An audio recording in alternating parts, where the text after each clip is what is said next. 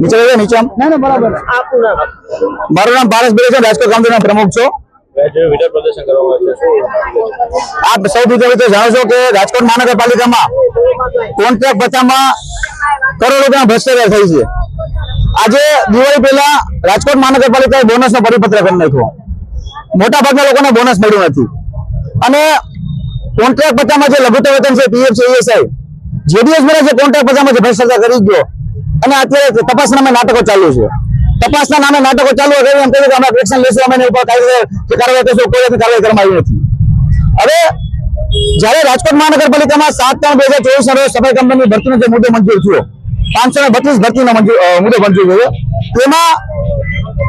જેના માતા પિતા દાદા દાદી નોકરી કરી એ લોકો ફોર્મ ભરી શકે તો રાજકોટ મહાનગરપાલિકાને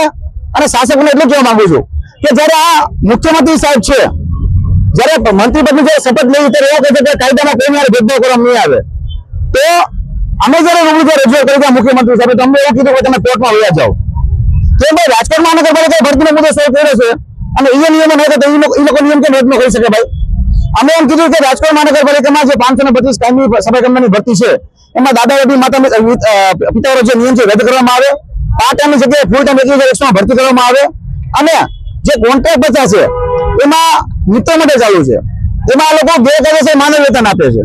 માનવ વેતન એટલે પોતાની રીતે સ્વયંભૂ કામ કરીને માનવ વેતન આપે છે તો કેમ એવા અત્યાચાર કરવામાં આવે છે અત્યારે જેટલા પણ મિત્રો માટે આવ્યા છે એ લોકોને કોઈને બોનસ નથી મળ્યું લઘુત્તમ વેતન નથી મળતું પીએફ નથી મળતું ઈએસઆઈ નથી મળતું એની સામાજિક સુરક્ષા શું ભાઈ તમારી માંગ શું છે અમારી માંગ એ છે કે અમારે કોન્ટ્રાક્ટ બધા બંધ કરવો છે ભાઈ કોન્ટ્રાક્ટ પરથી અમારે શોષણ થાય છે કોન્ટ્રાક્ટ પરથી અમારે નાના મુદ્દા લઈને અમારે વિષય સમાજ લોકોને આંદોલન કરવા પડે છે તો કોન્ટ્રાક્ટ બધા બંધ કરી હવે કાયમી સફાઈ કામદારની ભરતી કરો આ અમે એટલા આવ્યા છીએ મીડિયા મિત્રોની મુલાકાત લેવા માટે અને મીડિયા મિત્રોની પાસે આવ્યા છીએ કે આના દિવસોમાં ચૂંટણી આવે છે જો કોઈ ઘટના હોવાળા રાજકોટ મહાનગરપાલિકાના શાસક પક્ષ ન ઈચ્છતું હોય તો